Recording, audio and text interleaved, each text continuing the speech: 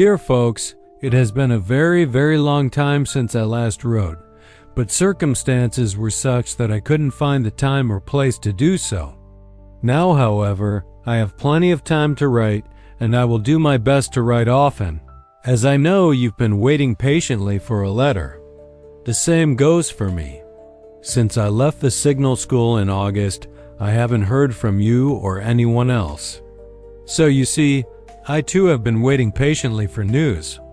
The reason I haven't received any mail, I suppose, is because my unit has been moving so much that it's impossible for letters to reach me. I'll be overjoyed when I finally get one from you, and I imagine you'll feel the same when this arrives. I hope this letter finds you well and in good health. As for me, I can say I'm feeling quite all right, considering where I am. You'll probably be surprised to learn I'm in a hospital, but don't worry by the time this reaches you. I'll have recovered and been back with my unit for a while. I was gassed on October 9th, but didn't go to the hospital until the 12th. I expect to be discharged in a week or so, as it wasn't too severe. You can tell I'm feeling better by how I'm writing this letter. I'm already up and about, and you should see me at mealtimes. I can't get enough to eat. It's a constant amusement. All I want is to return to my unit, so I'll be fine. Said goodbye to them on the 12th, and payday was supposed to be the next day, so I've had no luck getting any money, but I don't need it here. Besides, the month is nearly over, and I'll have 2 months' pay waiting instead of 1. Since I last wrote, I've been through a great deal, but I'm still alive and in good health. I've been to the front lines many times and witnessed the worst horrors of war. Seeing the dead and wounded no longer shocks me. Since joining the unit, I haven't done any radio work because we don't have the equipment, and radios are rarely used at the front. The GPS is sometimes used, but not often.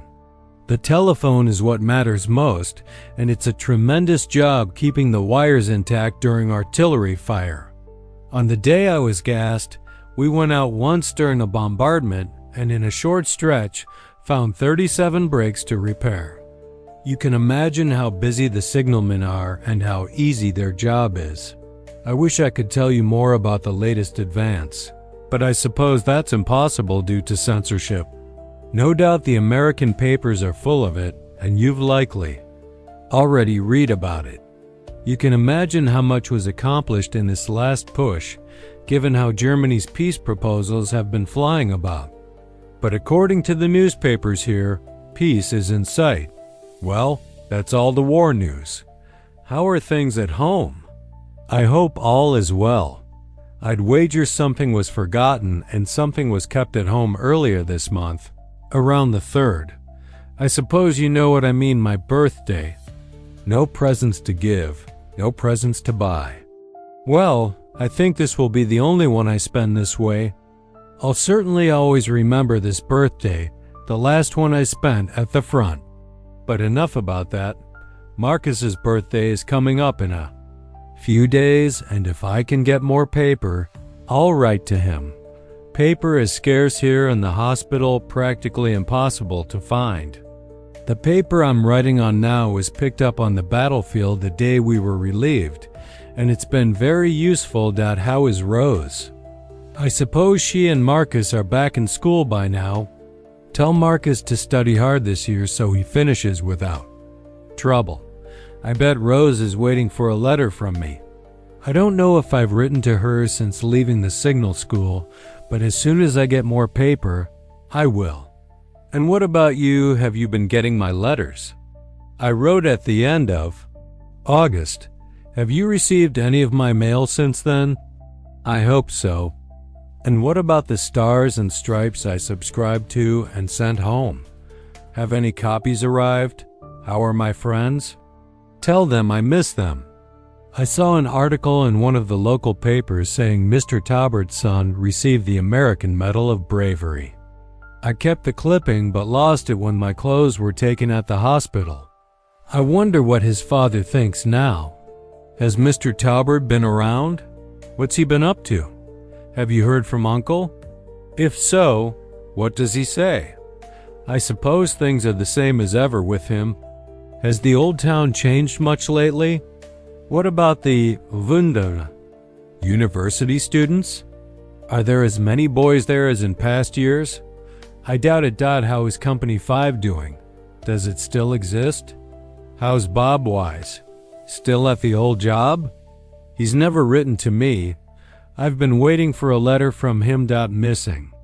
You is a constant weight, a burden I carry with every step. But it's also my motivation, my reason to keep going. When everything around me is destroyed, when death feels a breath away, it's the thought of you that makes me rise each morning. What frightens me most, if I'm honest, is the idea that this could end in a way that would mean I'd never see you again, or that these words might not reach you in time. Here, everyone is consumed by fear.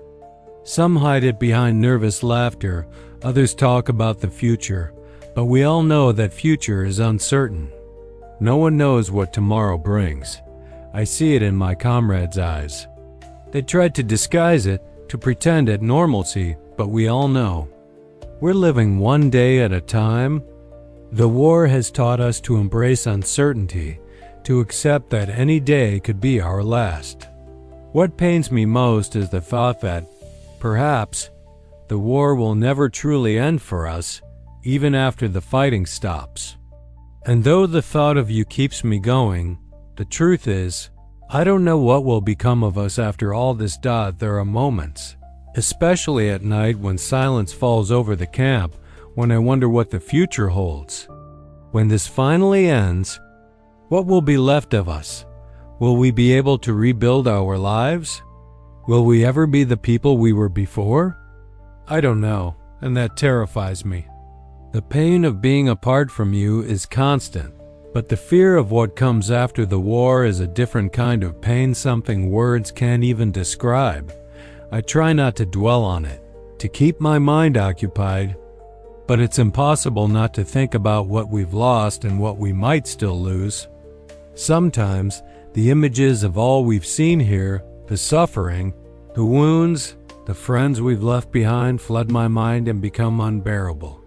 I try to push them away, to focus on other things, but when I close my eyes, all I see are the battles, scenes from a hell that should never have existed. I know this will end somehow. The war will be over, and when it is, I'll come back to you. That's what keeps me standing, the hope that one day, despite everything, we'll have the chance to rebuild. And even if the war has marked us in ways we may never fully understand, at least we'll have each other. What keeps me steady now, what keeps me alive, is this faith, this hope that one day life will be ours again, and we'll come home. And while I wait for that moment, while I wait for the day the war finally ends, I keep writing. I write to remember who I am, who we were before all this began. And most of all, I write to you, so you'll know that in spite of everything, I'm still here. Still breathing, still hoping. How's the weather at home now? Cold? Here in France, it's miserable. It rains almost constantly, and it's quite cold. Well, that's all I have to write for now, so I'll close with love and kisses for everyone. I'll always be the same person. With love and affection, your loving and devoted son, Max.